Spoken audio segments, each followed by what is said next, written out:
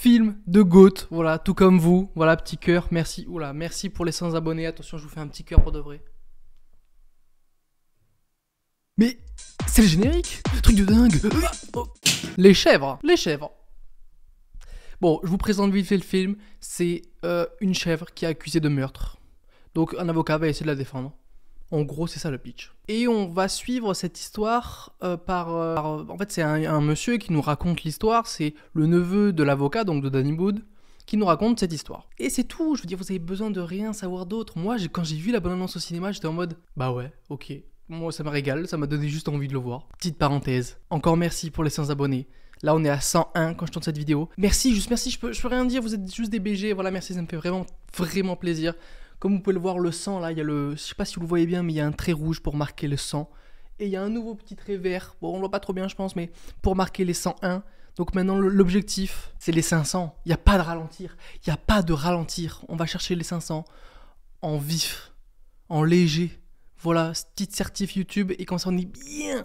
En plus, bon, vous allez peut-être pas bien voir, mais je n'ai jamais fait un aussi beau 500 de ma vie. J'écris très mal, voilà. Et là, je suis ému tellement il est beau. Bon, sinon, ce film, qu'est-ce qu'il raconte, ce film, à part des chèvres qui se font accuser de meurtre? En fait, il était drôle, le film.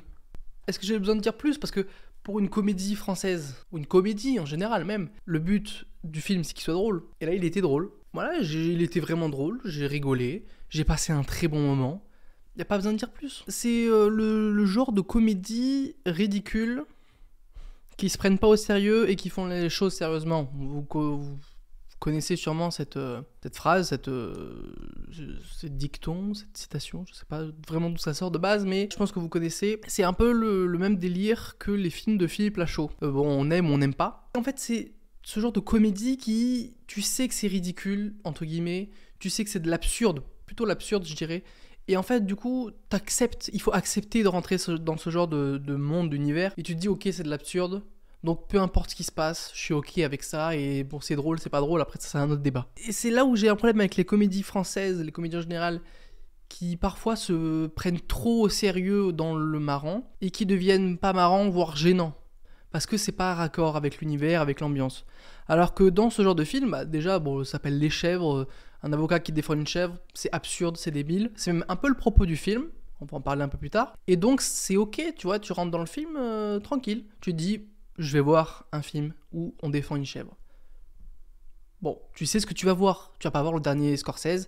Et encore, j'ai passé un meilleur moment devant Les Chèvres que devant Killer of Flower Moon. Est-ce que je peux en parler? Est-ce que je peux le dire? J'ai le droit de le dire? Oui, j'ai le droit de le dire. Voilà.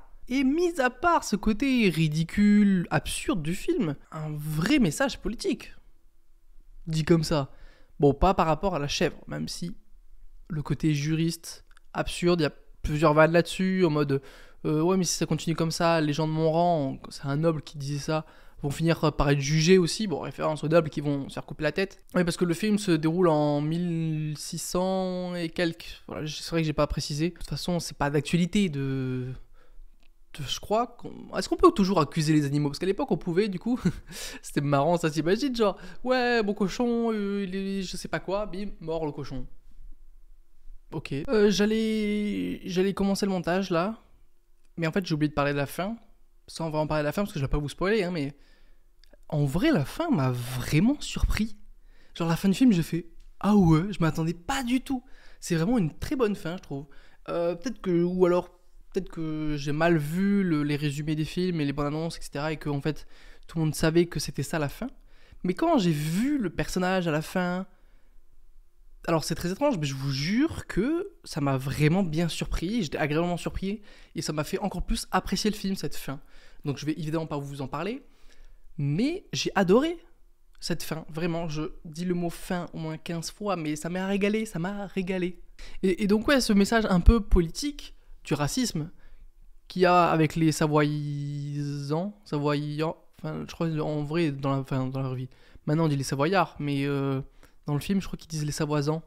Les gens de la Savoie en fait, mais c'est pas vraiment en mode ça parle du racisme, vraiment, de machin, non, en fait c'est très léger, encore une fois c'est très dans l'absurde, donc les personnages sont un peu débiles là-dessus, et en même temps du coup ça rend le racisme débile, ce qui est en fait, c'est très débile dans l'idée du racisme, bref, si vous êtes raciste, c'est débile quoi. C'est pas le message, c'est pas pour ça qu'on va voir le film, hein. C'est juste moi qui me suis dit, bon, un petit peu là, de politique.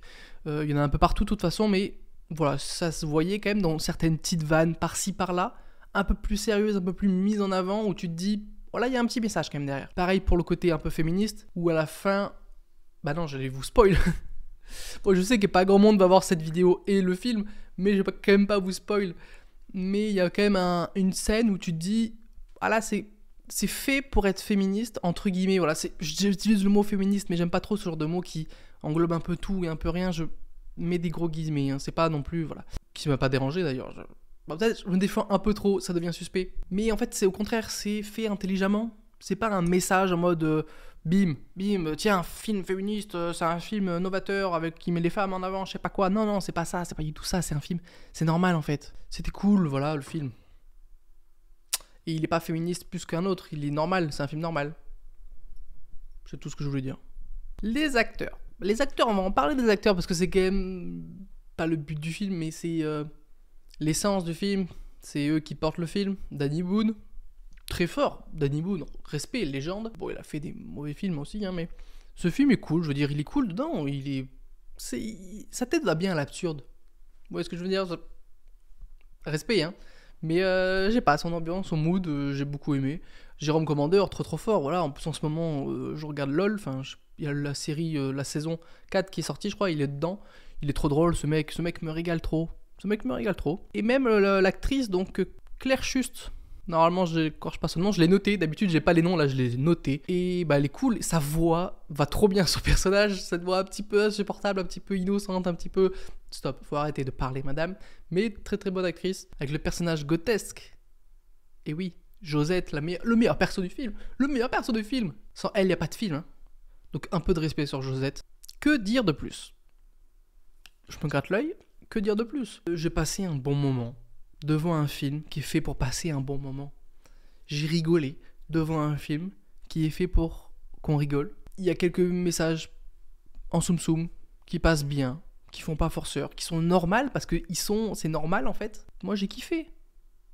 Voilà, j'ai kiffé la chèvre. À plus dans le bus.